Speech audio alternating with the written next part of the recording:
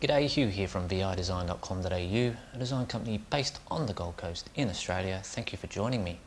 Now, I've been on the road for a while, and when you get to visit cities, you get a chance to do a bit of street photography. And I thought today we'd have a look at a tutorial where I'll show you how you can create your own presets using Camera Raw to apply to your own street photography. It's pretty easy to do and can create some really dramatic and interesting looks. So let's hop into Photoshop and see how it's done.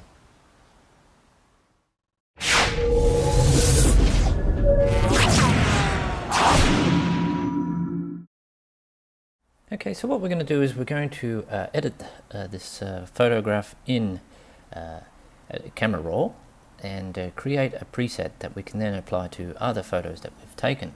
Now this is a street shot in Santiago in Spain that I took. It was in the evening, and it's a bit underexposed, so we can do a bit of work on improving that as well. What I like to do to begin with though is duplicate before I actually do any further work, so then we've always got the original photo to refer back to. Now, because this one's a little bit underexposed, what we may do is just do it in two stages. But first of all, fix up the exposure, but we can come up into filter, Camera Raw filter, and open up the Camera Raw filter application, and we can just improve some of these highlights and shadows, so that we can in fact improve the way it looks before we do any further work on it. Find our whites and our blacks and just increase that exposure a bit, so we've got a bit better looking image to begin working with. Now I'm going to say OK to that, and then I'm going to duplicate that layer, and we can now work on this top layer to create our preset. So we come back up to Camera Raw filter.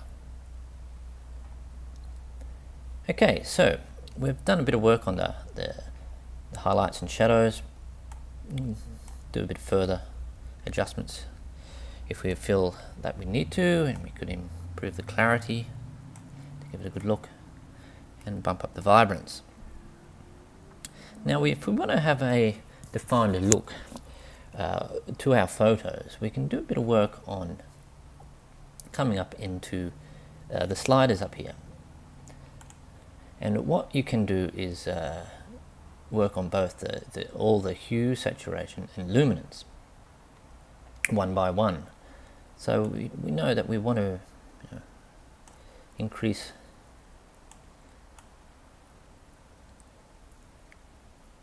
our depth of the hue of the oranges and the yellows, and bring in an aqua look too, so we get that real orange and teal sort of feel to it. We want to lighten up the orange,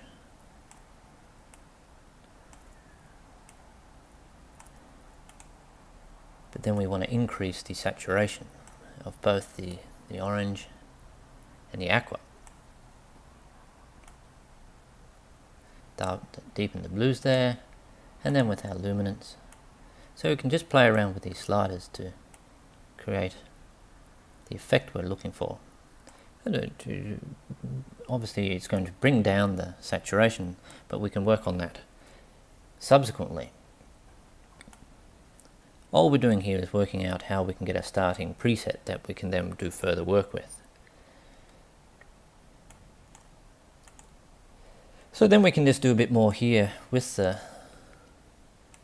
split toning, so we can increase our saturation of the aqua and of the orange, and then work out what sort of balance we want to put between the two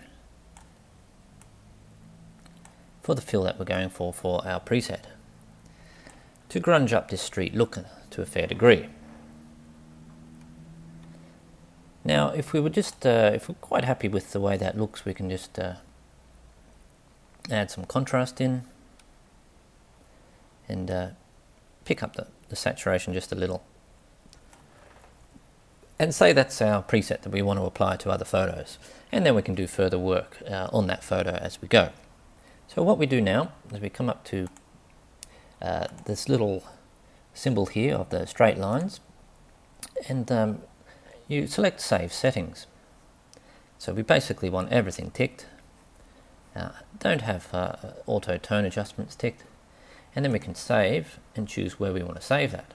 So in this case, I'm going to go into videos and tutorials and tutorial 34, which is the one we're doing here. I'm going to call this tutorial 34 preset, and we can save that.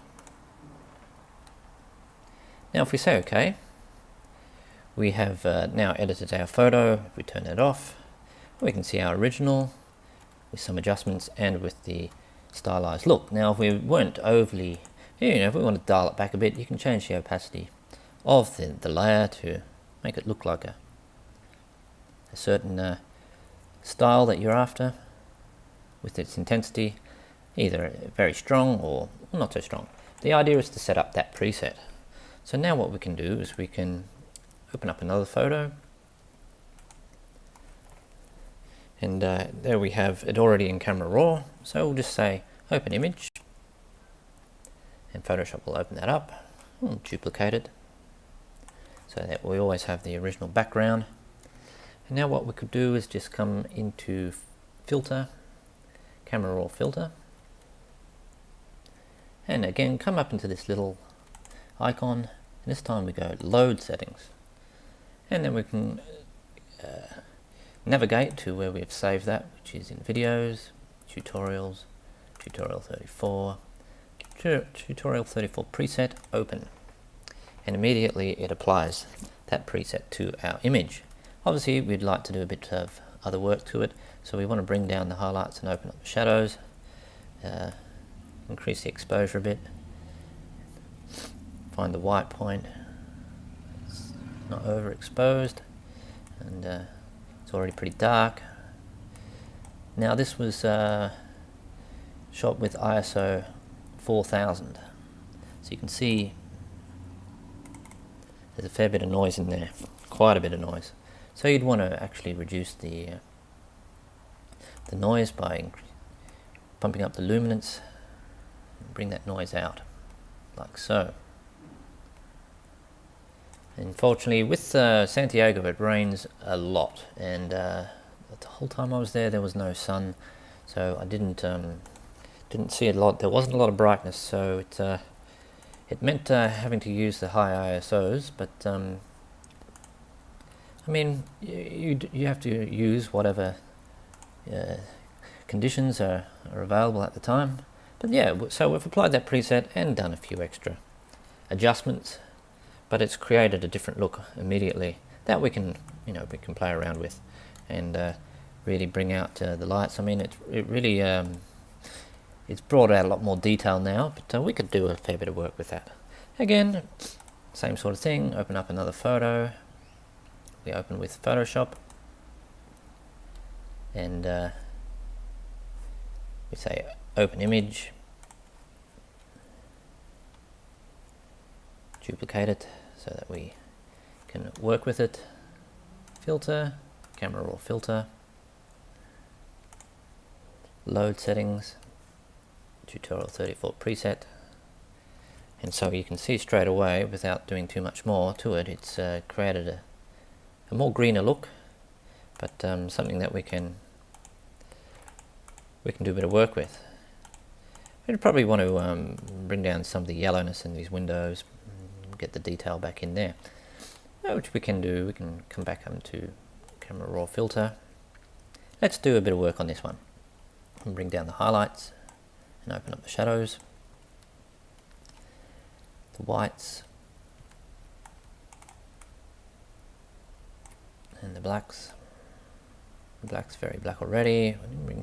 Increase the clarity a bit, the vibrance a bit. Now what we might want to do is just increase the exposure, but again, ISO, this time it was 6400, so we will need to reduce some of this noise.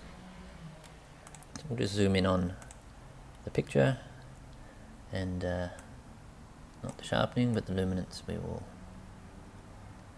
Just try and reduce that noise.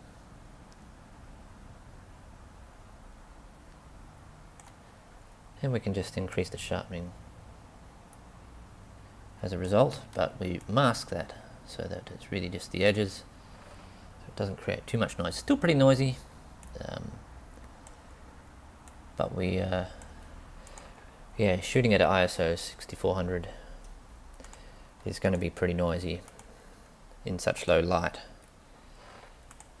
but we have to do what we can do with the situation we're presented with. Now what we could do with this is say OK to that and just have a look at those results. Now if we switch them off, now there's elements of this that are good and elements that are not so good, but we can say it have a 2/3 opacity level, so it's not totally taking over the entire photo. Now that already looks a lot better. Now we could always put in some adjustment layers, so we'd put in some curves and we could choose out our different curve values, so red, green, and now obviously our blues, and we don't want it to be too blue, and then we can bit of work on the contrast, so I'd say we'd bring the contrast down on this from the RGB curve.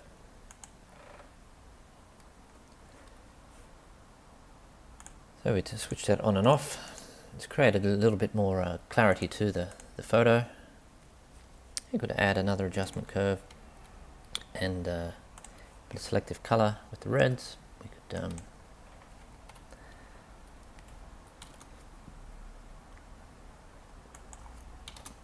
just do a little bit there, and cyan up that 20 and down 20. So just very subtle adjustments in the color, but you can see how subtle it is, but it is very much improving that. Now there's not a lot more we could do with this, but I don't mind if we just switch off all these layers.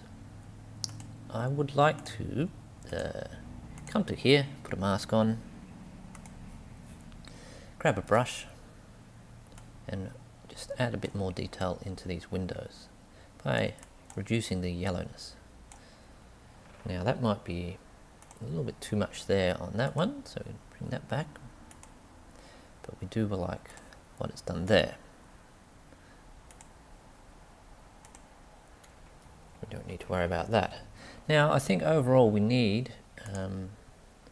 need to have a look at the exposure just a little bit. So we add another adjustment layer for that, and we don't want to go too heavy on this, but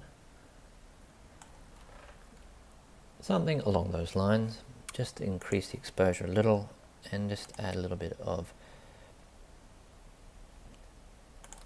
work on this. So what I like to do now is bring the saturation right down and the vibrance right up, and then work the saturation back in.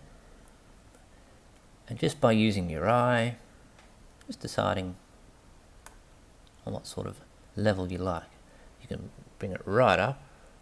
In this case it's a dark, dreary photo, so we don't want to go heavy on the saturation. But by increasing that vibrance, we can really play around with the look. Now one last thing I would like to do is I'd come back into filter, camera raw filter. Now I'd like to zoom in on this light here, grab a circular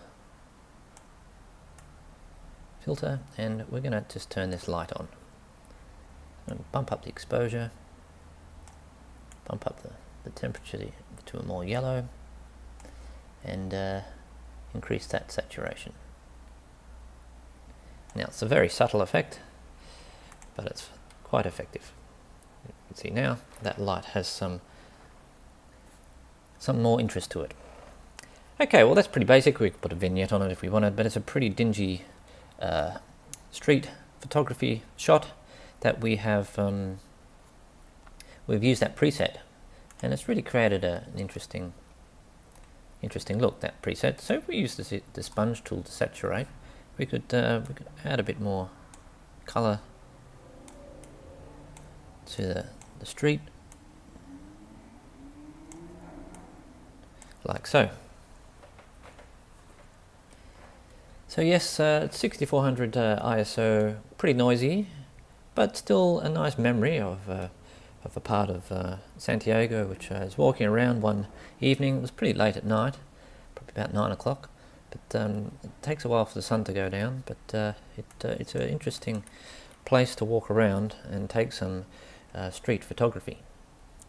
So that's how to create your own preset that you can apply quickly to a photo and then do your further adjustments as needed.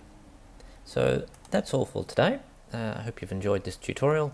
Stay tuned, there's plenty more to come as my travels around different parts of Europe.